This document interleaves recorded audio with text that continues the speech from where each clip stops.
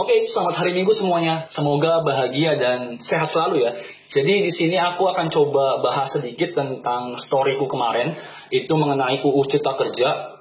Nggak nyangka juga rame banget sampai 2000 viewers dan juga banyak dialog dan diskusi via direct message ataupun WhatsApp Messenger ya. Terima kasih juga kepada teman-teman yang banyak kasih input maupun teman diskusi seperti itu. Nah, di sini aku yang pertama-tama dan paling utama ya mengenai UU Cipta Kerja pasal 112 ini aku tegaskan bahwa dia itu bukan menyangkut tentang pemahaman terhadap tenaga kefarmasian tidak masuk dalam pelayanan medis, bukan. Karena dia itu misalnya kita bicara mengenai definisi tenaga kefarmasian, tenaga medis, tenaga kesehatan dan lain sebagainya, itu lebih cocok kalau kita ngomong mengenai Undang-Undang Nomor 36 Tahun 2009 tentang kesehatan maupun Undang-Undang Nomor 36 Tahun 2014-nya tentang tenaga kesehatan. Lebih make sense gitu. Jadi lebih cocok ketika kita bicara tentang UU yang spesifik, bukan UU Cipta Kerja maupun UU Pajak Pertambahan Nilainya. Dan juga di sini kalau misalnya kita tahu, misalnya kita bicara juga mengenai lex spesialisnya ataupun undang-undang yang jauh lebih spesifik mengatur tentang pemahaman terhadap definisi apoteker atau tenaga kefarmasian dalam hal ini di rumah sakit. Contohnya, kita masih belum lupa ya kalau ada PMK 03 tahun 2020 tentang klasifikasi dan perizinan rumah sakit yang secara langsung berdampak langsung mengenai definisi tenaga kefarmasian bukan tenaga medik atau non-medik seperti itu. Bergeser sangat jauh dari peraturan sebelumnya memandang kita sebagai tenaga medik, kemudian bergeser kepada penunjang medik dan akhirnya berakhir pada tenaga non-medik. Meskipun hal ini masih berjalan judicial review-nya, kita harapkan semoga prosesnya itu lancar, baik-baik saja dan menemui jalan terbaiknya seperti itu. Nah, kembali lagi ke pasal 112 UU Cipta Kerja, kalau misalnya kita bedah secara lebih dalam, sebenarnya pasal 112 angka 1 pasal 1A ayat 3 huruf A itu sebenarnya membahas mengenai pelayanan medis apa yang dia itu tidak kena pajak pertambahan nilai. Kalau misalnya kita tahu sebenarnya pasal ini itu tidak berubah dari pasal sebelumnya, yakni pasal pada Undang-Undang Nomor 42 Tahun 2009 mengenai pajak pertambahan nilai dan pajak terhadap barang mewah. Nah, kemudian permasalahannya adalah apakah pasal ini bermasalah? Menurutku bermasalah. Karena kenapa? Seenggaknya aku punya 3 poin penting, super kritikal, yang mungkin hari ini aku juga baru sadar kenapa pasal ini bertahan selama 11 tahun juga. Itu yang bisa mengargumentasi bahwa sesungguhnya pasal ini sebenarnya bermasalah. Di media sosial banyak yang menormalisasi ya, seperti misalnya, itu cuma pajak pertambahan nilai, itu cuma mengenai pajak, itu cuma mengenai dasar-dasar dari jasa pengenaan pajak terhadap tenaga medis. Menurutku itu sangat-sangat disayangkan. Karena kenapa? Ada jauh yang lebih urgent dan lebih esensi ketika kita membahas pajak pertambahan nilai dan juga jasa pelayanan medis. Dalam hal ini pelayanan kefarmasian ya. Mengapa? Tadi 3 hal tadi. Untuk yang pertama, kalau misalnya kita tahu pada Undang-Undang Pajak Pertambahan Nilai, yakni Undang-Undang Nomor 42 Tahun 2019 yang dibarengi dengan Surat Edaran Dirjen Pajak Nomor 06 PJ 52 Tahun 2000, itu menyatakan bahwa salah satu objek pajak yang kena pajak pertambahan nilai itu ada 2 kalau di tenaga kefarmasian. 1, instalasi farmasi rumah sakit atau IFRS, dan kemudian yang kedua itu ada apotek, dan kita sama-sama tahu PPN apa yang dikenakan di dalamnya. Betul, yakni obat. Makanya kenapa sampai hari ini obat itu tetap dibebankan PPN-nya, yang dia secara langsung itu dibebankan kepada pembeli, masyarakat atau pasien, kayak gitu. Nah, kalau misalnya kita tahu persepsi atau pandangan terhadap obat yang dikenakan PPN itu juga berefek domino terhadap jasa pelayanan kefarmasian. Oke, ini kita masuk coba yang lebih spesifik. Kalau teman-teman tahu, konsep atau paradigma atau pandangan hari ini tentang jasa pelayanan kefarmasian itu memandang bahwa Dalam satu butir obat, di dalamnya itu ada biaya bahan awal, biaya eksipien, distribusi, pajak, dan juga jasa pelayanan. Jadi jasa pelayanan kefarmasian hari ini masih termasuk dalam satu kompon value harga obat atau include by product. Nah, kemudian hal itu yang mendorong kita agak bermasalah terhadap jasa pelayanan kefarmasian ini. Dan sampai hari ini pun kalau misalnya teman-teman tahu, itu tidak ada satupun peraturan yang memayungi kita terhadap jasa pelayanan kefarmasian. Bahwa kalau kita punya Permenkes 727374 itu tentang standar pelayanan kefarmasian di apotek, rumah sakit, dan puskesmas, itu juga tidak termasuk pembahasan mengenai jasa pelayanan tenaga kefarmasian. Nah, kemudian hal ini berbeda tentu dengan konsep tenaga kesehatan lainnya. Contoh misalnya gini teman-teman, kalau misalnya teman-teman sakit, kemudian mendapat asuhan medik, asuhan keperawatan, asuhan kebidanan, asuhan pangan, ataupun asuhan konseling psikologi, itu semuanya dikenakan jasa pelayanannya. Jelas. Pertanyaannya adalah kenapa apoteker itu masih setengah-setengah ada jasa pelayanan kefarmasiannya. Sebenarnya konsepnya mirip ketika misalnya kita datang ke sebuah restoran, datang ke sebuah coffee shop atau toko kopi seperti itu, kemudian kita duduk dan memesan. Kalau kita misalnya beberapa kali datang, itu ada beberapa restoran atau coffee shop itu yang menerapkan dua pajak sekaligus.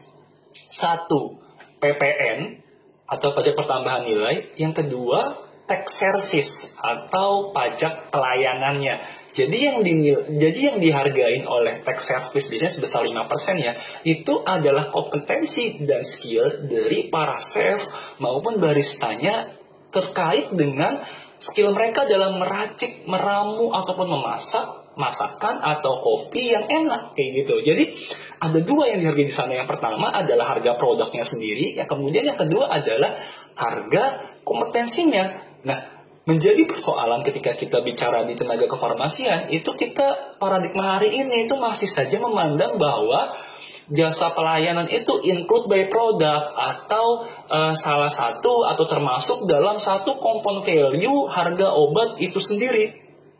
Makanya kalau misalnya kita lihat lagi sampai hari ini kita masih cukup agak rumit dan agak bermasalah ya mengenai jasa pelayanan kefarmasian, terutama di masing-masing vaskes seperti itu. Padahal kalau misalnya kita lihat lagi, agak menarik ketika kita ngomongin apotek ya, spesifik ngomongin apotek, di sana udah ada pajak pertambahan nilai dari obat, kemudian di sana juga tenaga kefarmasiannya itu masih belum menemukan titik kesejahteraan yang optimal di tempat praktek merdekanya sendiri, ditambah dengan adanya pemahaman bahwa apoteknya sendiri juga kena pajak. Jadi obatnya kena pajak, obat yang dijual dapat omset apoteknya kena pajak lagi, tenaga kefarmasian ini juga masih belum sejahtera. Jadi titik tumpunya sebenarnya ada di kesejahteraan tenaga kefarmasiannya sendiri, bukan di pajaknya seperti itu. Nah, kemudian kita berangkat ke yang kedua, bahwa tidak diakomodirnya jasa pelayanan kefarmasian dalam UU Cipta Kerja ataupun Undang-Undang Pajak Pertambahan Nilai itu juga menciptakan ruang lega sekaligus gelap bagi tenaga kefarmasian, dalam hal ini khususnya apoteker yang memberikan secara langsung pelayanan kefarmasian untuk dibenarkan tidak diberikan jasa pelayanan. Makanya sampai saat ini sebenarnya perjuangan mendapatkan jasa pelayanan kefarmasian itu masih setengah-setengah teman-teman. Jadi kalau ada yang tahu misalnya di Vaskes A, kok dapat jasa pelayanannya ya, di Vaskes B nggak dapat. Ataupun misalnya Vaskes A dapat, Vaskes B bisa jauh lebih tinggi ataupun jauh lebih rendah. Karena memang tidak ada standarnya, karena juga tidak ada secara sistem yang membangun holistik untuk melindungi tenaga kefarmasian itu punya jasa pelayanan. Nah kemudian apakah itu penting? Menurutku sangat penting. Salah satu unsur profesionalitas itu adalah menjamin unsur kesejahteraan. Jelas. Nah, makanya kalau teman-teman sejawat pernah baca ketika kita ngomongin surat keputusan organisasi ya, yang dia itu ada standar gaji di masing-masing provinsi atau daerah, itu kan di dalam komponennya itu ada seperti gaji pokok, kemudian tunjangan, jasa pelayanan, kemudian tunjangan transportasi, THR, dan lain sebagainya. Nah, ini tidak berlaku rigid di semua provinsi ataupun juga tidak bisa memaksa PSA yang non profesi apoteker itu memberikan sesuai suratnya. Mengapa? Karena sekali lagi tidak ada sistem yang holistik untuk membangun yang dinamakan sebagai law of enforcement atau hukum atau sistem yang memaksa untuk adanya penegakan hukum terkait surat keputusan organisasi tersebut. Jadi makanya ini masih sangat dilema ya, karena dari hulunya aja di undang-undang tersebut itu masih belum mengklasifikasikan tenaga kefarmasian adalah profesi kesehatan yang pantas mendapatkan jasa pelayanan. Sebenarnya hal ini cukup menyedihkan menurutku, karena kenapa? Saat kita lihat negara lain, saat mereka sudah bisa banyak bicara mengenai pengobatan swamedikasi secara lebih luas, mirror illness yang dapat mereka ampuh, kita masih berkutat pada masalah kesejahteraan. Di luar sana jasa pelayanan kefarmasian itu sudah sangat-sangat umum. Makanya kenapa jasa pelayanan kefarmasian itu sebenarnya adalah pekerjaan bersama antara pemerintah, organisasi profesi, komite farmasi, maupun semua pemangku dan stakeholder yang berwenang di sana. Jadi kita yang di lapangan, profesi apoteker yang di lapangan itu hanya bisa menerima dan memperjuangkan dalam hal ini di setiap vaskesnya, bukan secara sistem. Kalau sistem kita harusnya percaya terhadap pemerintah, kemudian organisasi profesi dalam hal ini IAI kalau di apoteker, dan juga komite farmasi yang itu meliputi bukan saja di apoteker tapi juga S1 farmasi, D3 maupun SMK dan lain sebagainya. Itu sih menurutku sih yang penting dan titik kritisnya. Dan kemudian yang justru juga menjadi pertanyaan yang ketiga adalah, lucunya adalah ketika jasa pelayanan medis mengakui bahwa paranormal maupun dukun bayi itu dianggap sebagai tenaga atau profesi yang dapat diberikan jasa atas pelayanannya.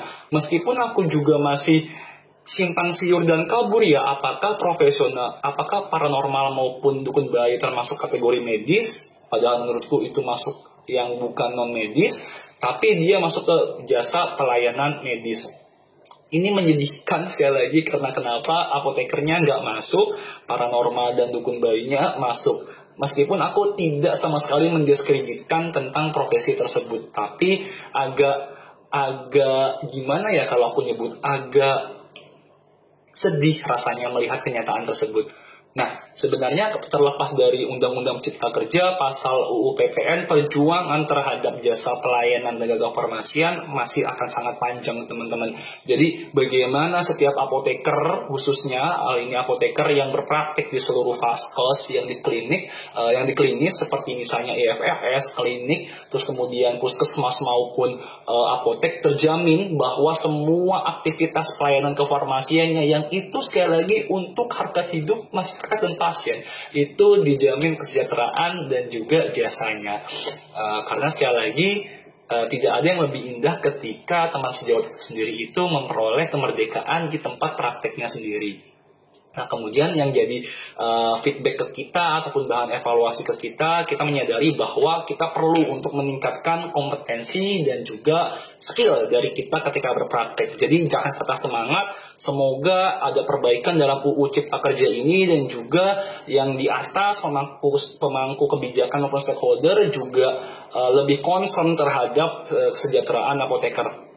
Demikian, semoga bisa mencerahkan sedikit tentang UU Cipta Kerja yang berkaitan dengan farmasi. Semoga bisa menjadi satu informasi yang bisa komprehensif buat teman-teman, bahwa sekali lagi ini bukan tenaga kefarmasian yang tidak termasuk pelayanan medis, bukan, tapi tentang pajak pertambahan nilai yang berimplikasi terhadap kesejahteraan tenaga kefarmasian sendiri, dalam khususnya apoteker. Oke, demikian yang dapat saya sampaikan. Semoga hari Minggumu menyenangkan. So, bye-bye.